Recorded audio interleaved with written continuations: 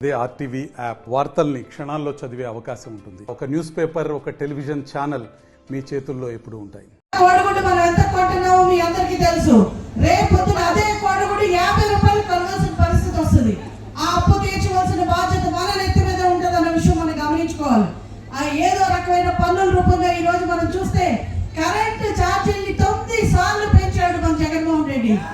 RTC ఛార్జీలు పెంచాడు, చెత్త పన్ను వేశాడు, ఎన్ని రకాలైన పన్నులు వేయాలో మద్యం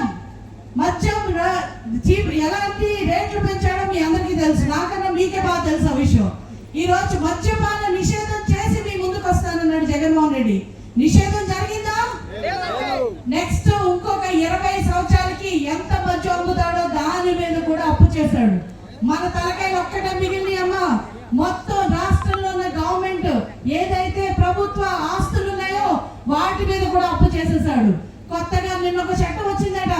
మనం ఏదైనా భూమి కొనుక్కుంటే ఆ భూమి డాక్యుమెంట్లు కూడా జగన్మోహన్ రెడ్డి గారు పెట్టుకుంటారట. మనకి జిరాక్స్ డాక్యుమెంట్లు ఇస్తారట. మన ప్రాణాలు, మన ఆస్తులు, మన జీవితాలు మొత్తం తాకట్టు పెట్టడానికి రెడీ అయిపోయాడు జగన్మోహన్ రెడ్డి. ఇలాంటి ప్రభుత్వం మనకు కావాలా?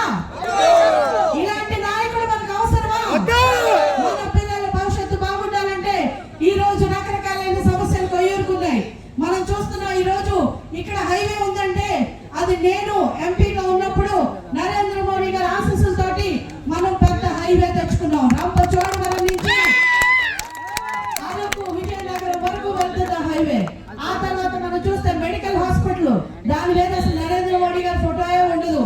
ఆయన అందులో పెట్టింది 0, 1 రూపాయి కూడా రాష్ట్ర ప్రభుత్వానికి కాదమ్మా. ప్రతి రూపాయి 650 కోట్లు కేంద్ర ప్రభుత్వం పెట్టిన డబ్బులు అవి. అలాగే కాకుండా ఈ రోజుల్లో మనం చూస్తున్న సంక్షేమ పథకాలు, మన గిరిజనులకు వచ్చిన ప్రతి రూపాయి కూడా కేంద్ర ప్రభుత్వ నిధుల నుంచి వస్తుంది. నేను ఇక్కడ ఉన్నప్పుడు కొయ్యూరులో చాలా మంది రోడ్లు ఇవ్వడం జరిగింది. ప్రధానమంత్రి గ్రామీణ సడక్ యోజన ద్వారా రోడ్లు ఇచ్చాం. చాలా మంది వికలాంగులకు సైకిల్ ఇచ్చాం, వీధి దీపాలు ఇచ్చాం, ఎన్నో రకాలైన అంబులెన్స్ ఇచ్చాం, ఎన్నో రకాలైన ఫెసిలిటీస్ చేసుకున్నాం. ఎంపీగా ఉన్నప్పుడు కొయ్యూరు నేను చాలా సార్లు సందర్శించడం జరిగింది. ఇక్కడ ఉన్న నాయకులు చాలా మంది తెలుసు ఆ విషయాలు. వారు ఏకలవ్య స్కూల్ బాలారం తెచ్చుకున్నాం. ఇప్పుడు కూడా మేము తెచ్చుకున్నదే. ఈ 5 ఏళ్ల బట్టి ఇక్కడ ఉన్న ఎంపీ ఏం చేసిందా అంటే మీకు ఎవరైనా చూసారమ్మా? వచ్చారా?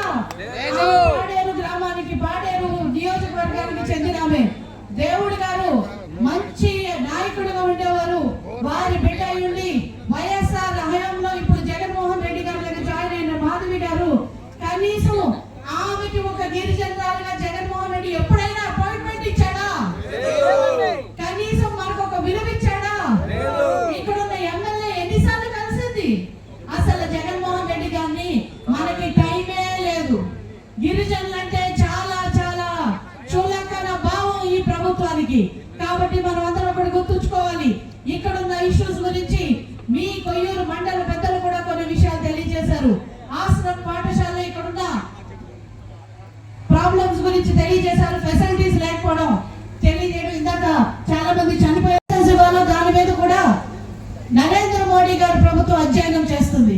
ప్రతి ఒక్క బాలికకి కూడా మందులు అందించడానికి వారు సౌకర్యం కలిగజేస్తున్నారు. అలాగే కాకరపాడులో మహిళా రెసిడెన్షియల్ కళాశాల కావాలని చెప్పి ఇక్కడ ఎప్పటి నుంచో ఆశిస్తారు. కాబట్టి మహిళా రెసిడెన్షియల్ కళాశాల తీసుకొచ్చడానికి మా వంతు కృషి చేస్తాం. అలాగే కొయ్యూరులో డిగ్రీ కళాశాల ఏర్పాటు చేయడానికి కూడా మేము 100% నేను గిడ్డీశ్వరి గారు కలిసి దాని మీద అధ్యయనం చేసి డెఫినెట్ గా మేము ట్రై చేస్తాం. అలాగే పిహెచ్సి ఉంది రాజేంద్రపాలెంలో, అది 50 పడకల హాస్పిటల్ గా ప్రధానమంత్రి గారు ప్రతి 2 కిలోమీటర్లకి ఒక ప్రాథమిక ఆరోగ్య కేంద్రం కావాలని అనుకున్నారు. అట్లాంటిది ఈరోజు చూస్తే మనకి ఆరోగ్య కేంద్రం ఉండదు. ఉన్న ఆరోగ్య కేంద్రంలో మందులు ఉండవు, మందులుంటే డాక్టర్లు ఉండరు. కాబట్టి ఇక్కడ 50 పడకల హాస్పిటల్ గా దీన్ని డెవలప్ చేయడానికి మేము ఎమ్మెల్యే ఎంపీ అయిన వెంటనే ప్రతిపాదన పంపించి మేము దాన్ని ఏర్పాటు చేయడం చేస్తాము. అలాగే ఆరోగ్య సహాయకులు కూడా లేని పరిస్థితి ఈ రోజు గిరిజన పాఠశాలలో ఉంది. కాబట్టి ఆరోగ్య సహాయకులను ఏర్పాటు చేసి బిడ్డల భవిష్యత్తు కోసం ఎలాంటి కృషి చేయాలో అలాంటి కృషి చేసి మీ అందరికీ మమేకమై మీ సోదరులుగా, మీ అక్క చెల్లిలా మేమిద్దరం కూడా కలిసి మీకు పనిచేస్తామని మీ అందరికీ ఈ సభాముఖంగా మాటిస్తున్నాను. ఈ దుర్మార్గపు ప్రభుత్వాన్ని ఇంటికి పంపించి కూటమి అభ్యర్థులుగా మీ ముందుకు వస్తున్న సోదరి గిడ్డీశ్వరి గారిని తెలుగుదేశం నుంచి పోటీ చేస్తారు కాబట్టి ఆవిడికి మీ అమూల్యమైన ఓటును సైకిల్ గుర్తుపై వేసి ఆశీర్వదించవలసిందిగా కోరి ప్రార్థిస్తున్నాను.